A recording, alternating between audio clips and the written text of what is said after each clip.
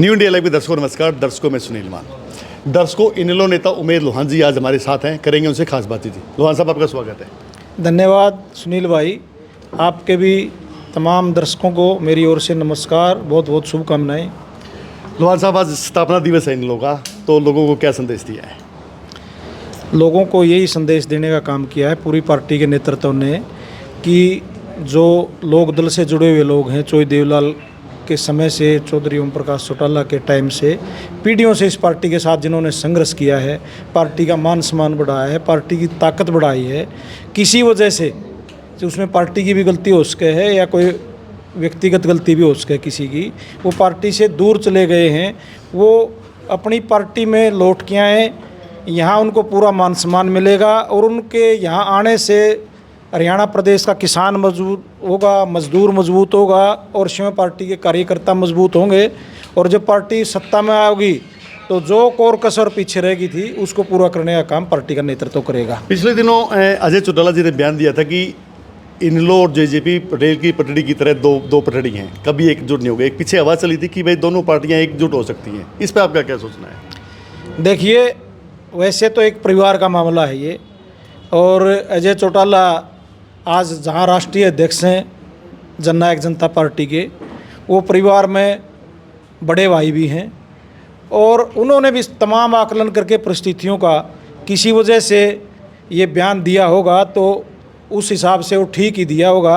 बार बार press के लोगों को जब उन्होंने कहा भाई बार बार ये नहीं उठाना चाहिए, मुद्दा ख़त्म होना चाहिए, तो इस मामले में, परिवार के मामले में अन्य किसी व्यक्ति द्वारा बार बार ये विषय उठाना उचित नहीं लगता। जैसे अगर दोनों पार्टियां एकजुट होती तो कहीं ना कहीं मजबूती से और ज़्यादा मजबूती से लड़ाई लड़ी जाती। एकजुट होती, अलग ही नहीं होती तो फिर सत्ताएं मानी थी।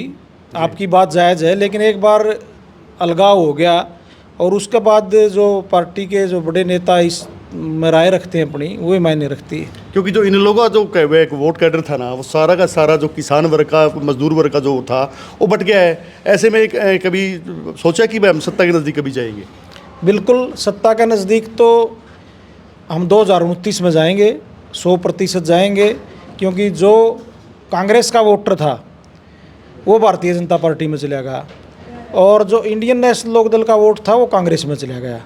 कांग्रेस में इसलिए चला गया कि पार्टी के बिखराव के बाद उनको ये लगा कि भारतीय जनता पार्टी को सत्ता से बाहर करने में कोई राजनीतिक पार्टी सक्षम है तो वो कांग्रेस पार्टी है, भूपेंद्र सिंह हुड्डा है जी। आपने देखा होगा कि लोगों ने अपने सारे काम धंधे, व्यापार, किसान ने अपना खेत का काम छोड़ दिया, अपना धन लगा दिया। वो चाहते थे कि भी किसी हालत में भारतीय जनता पार्टी सत्ता से बाहर होनी चाहिए, लेकिन इस चुनाव के बाद जो वोटर था, जो विशेष रूप से लोक दल से गया हुआ है वोटर कांग्रेस पार्टी में था, वो अपना आप को ठगया हुआ महसूस कर रहा है। ना कहीं उसका मान सम्मान है, ना उसको कोई पूछने वाला है, और जिस लड़ाई को लड़ने के लिए वो गए थे उसके सेनापतियों ने ही भारतीय जनता पार्टी से समझौता कर लिया। तो इसलिए आज ये तय है, प्रदेश के कोने कोने में ये चर्चा है कि किसान का कोई मान सम्मान लौटा सकता है, इनकी लड़ाई को लड़ सकता है तो अभय सिंह चौटाला लड़ सकता है। एक प्रदेश में चर्चा है कि भाई ए टीम बी टीम, ए टीम बी टीम, जैसे कहते हैं ना भाई फलानी पार्टी तो बीजेपी की बी टीम है, कभी इन लोगों को कहते हैं, कभी जेजेपी को कहते हैं, अभी कांग्रेस को भी कहने लगे। तो ये बी टीम आखिर है कौन सी? इसका खामियाजा इंडियन नेशनल लोकदल तो भुगत चुकी है जी, क्योंकि ये प्रचार लोगों में स्थापित करने में कांग्रेस पार्टी सफल रही कि ये भारतीय जनता पार्टी की बी टीम है, ये वोट काटने वाले लोग हैं और इनको वोट दोगे तो फिर भारतीय जनता पार्टी सत्ता से बाहर नहीं जाएगी जी। उन्होंने ये नैरेटिव स्थापित किया और उसमें वो कामयाब रहे। लेकिन अब जो बात कह रहे हैं, अब कोई राजनीतिक पार्टी नहीं करी बात है, अब लोग कह रहे हैं कि कांग्रेस पार्टी भाजपा से मिली हुई है, इनका नेतृत्व मिला हुआ है, तो जो लोग कहते हैं वो चीज़ माननी पड़ेगी। नहीं, कांग्रेस पार्टी मिली हुई है या जो हरियाणा के जो नेता थे वो मिले हुए हैं? तो पार्टी तो नेता के साथ ही होती है जी। जो जब नेतृत्व आपका मिल गया तो पार्टी मिल गई। कहीं ना कहीं उमेद लोहान नाम लेने से हिचकिचा रहे हैं, साफ सीधा नाम क्यों नहीं ले रहे किसी नेता का? कांग्रेस जो लीडर ऑफ अपोजिशन थे जी, जो प्रदेश अध्यक्ष थे जी, उन्हीं को माना जाएगा जी। भाई भूपेंद्र सिंह हुड्डा के ऊपर लोगों ने एतबार किया था और जब बाद में ये कहा अगर इन्होंने तो आई हुई सत्ता खोज ठोकर मार दी बीजेपी से मिलके, तो और किसका नाम लेवाना चाहते हो आप बताओ? चलो, पिछले दिनों प्रधानमंत्री हिसार में एयरपोर्ट का उद्घाटन करके गए हैं जी। कितनी उड़ानें उड़ रही हैं हर रोज़ और कितने लोग जा रहे हैं, इस पर आपका क्या कहना है? एक ऐसा वातावरण बना दिया गया है कि यहाँ हवाई अड्डा होगा, यहाँ तो कार्गो अड्डा होगा, यहाँ गोदाम बनेंगे, रोज़गार मिलेगा, यहाँ दुकान खुलेंगी, तो आसपास की ज़मीनें बहुत महंगी होगी। और सरकार के लोगों ने सस्ते दाम में किसाना तो खरीद ली और बहुत महंगे दाम में ज़मीन बेच दी। वो जो जहाज़ उड़ना था वो उड़ लिया और कोई फ़र्क नहीं। आज वहाँ जो ज़मीनों की कीमत है उनमें कम से कम 25% की गिरावट आ गई। और ये तो एक लोगों को लूटने के लिए प्रचार था प्रॉपर्टी डीलरों का सरकार के साथ मिलके। अच्छी बात है यदि शहर में कोई सुविधा आए, हम उसका स्वागत करते हैं। उसमें इंफ्रास्ट्रक्चर पूरा चाहिए होता है और फिर जो कार्गो की एक्सपोर्ट इंपोर्ट की जो सारी फैसिलिटीज़ हैं और जो स्वीकृति होती हैं वो अभी तक यहाँ पे कोई भी ली नहीं गई है।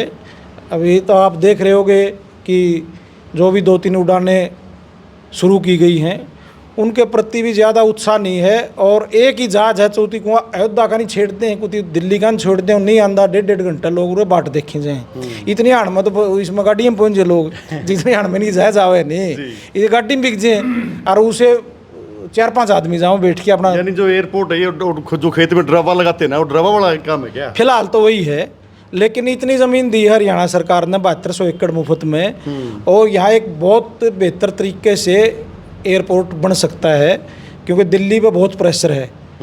आने वाले समय में एयरपोर्ट की ज़रूरत भी पड़ेगी और सरकार को प्रयास करने चाहिए। जब किसी प्रदेश की इतनी ज़मीन आप लोगों ने ले ली बेशकीमती, अब यहाँ कार्गो का, इंटरनेशनल फ्लाइट्स का, सब तरह की व्यवस्था करने का काम करें। जी 2029 की कह रहे हैं भाई इन लोगों की सरकार बनेगी, आपका दावा है। किस पार्टी से आपका मुकाबला होगा और कैसे सरकार बनेगी? भारतीय जनता पार्टी से होगा। अच्छा, इनेलो वाली जगह कांग्रेस जाओगी। अच्छा, हाँ, भारतीय जनता पार्टी का इंडियन नेशनल लोकदल का मुकाबला होगा। तो जेजेपी कहाँ रहेगी? जेजेपी वालों से पूछना। नहीं, आपने कांग्रेस के बारे में बता दिया। तो जहाँ जिसकी कोई चर्चा ही नहीं हो प्रदेश में राजनीति में, उसकी क्या मेरे से क्या कहलवाना चाहते हो आप? जी, यानी कि कांग्रेस की जगह इनेलो आ जाएगी। इनेलो आ जाएगी और इनेलो सत्ता बनाओगी। यानी आपने कहा कांग्रेस की जगह आ गई तो आप फिर रह जाओगे दूर। विपक्षी दल आवांगे मुखिया भी, तभी तो सत्ता में आवांगे जी। लड़ाई लड़ने की जगह विपक्ष में। यानी कि आप लड़ाई बीजेपी से ही मानते हो? बीजेपी से। आजकल मुख्यमंत्री जी हैं, बड़े हंस के बयान दे रहे हैं, बड़े चुटकुले भी सुनाते हैं और आजकल एक नशे भी यात्रा भी निकाल रखी है। मौज हो रही है अभी, चाहे देवीलाल ने, चाहे बंसीलाल ने, चाहे ओम प्रकाश चौटाला ने और भी जितने पुराने नेता थे, उन्होंने एक के गांव की सड़कें गलियां छानी हैं, खून पसीना लोगों के बीच में जाके बहाया जब तक सत्ता नसीब हुई है, वो भी थोड़े बहुत दिन है। आज जब आपको हंसते हंसते एसी में बैठे बैठे, पार्टी ऑफिस में बीजेपी के में बैठे बैठे मुख्यमंत्री का पद मिल गया, तो फिर हंसी तो आपको भी आज आपने बिठाए थे थोड़े।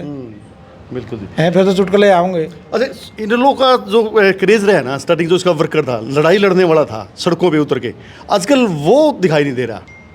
वो दिखाई देता तो फिर नतीजा और होता। अब दिखाई देगा आपको क्योंकि उसका मनोबल टूटा हुआ था जी। आप भी बार बार सवाल कर रहे थे, जब घर पे भी बिखराव हुआ है किसी में, ये तो एक बड़ी पार्टी थी, तो जिन्होंने लड़ाइयाँ लड़ी थी उनका मन टूट गया था एक बार। तो लड़ाई तो जब हौसला होता तभी लड़ता आदमी जी। ये थे इनेलो नेता उमेद लोहान जी। इन्होंने कहा कि आने वाले विधानसभा चुनाव जो 2029 के होंगे उनमें इनेलो पार्टी। हाँ जी, विधानसभा की कोई बात बताओ जी। आप जैसे पूछ रहे थे लोहान साहब से, भाई ऐसे चुटकुले सुनाते हैं। पिछले दिनों विधानसभा में भी आपने चुटकुला सुना होगा एक मंत्री और एक विधायक का।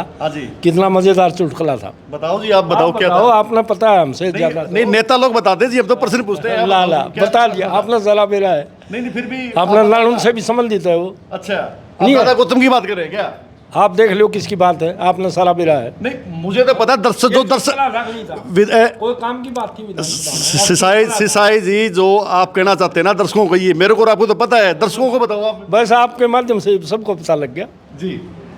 ये तो इनेलो नेता उमेद लोहान जी, इन्होंने कहा कि 2029 में इनेलो पार्टी सत्ता में आएगी और पूरे जोर शोर के साथ इसकी तैयारियां की जा रही हैं। वहीं इन्होंने कहा है कि इनेलो पार्टी पूरी मजबूती के साथ कार्यकर्ताओं तक जाएगी, जो कार्यकर्ता रूठे हुए हैं उनको मनाने का काम करेगी और लोगों के हकों की लड़ाई के लिए सड़कों पर जल्द ही उतरने वाली है। कैमरामैन सज्जन सैनी के साथ सुनील मान, न्यू इंडिया लाइव।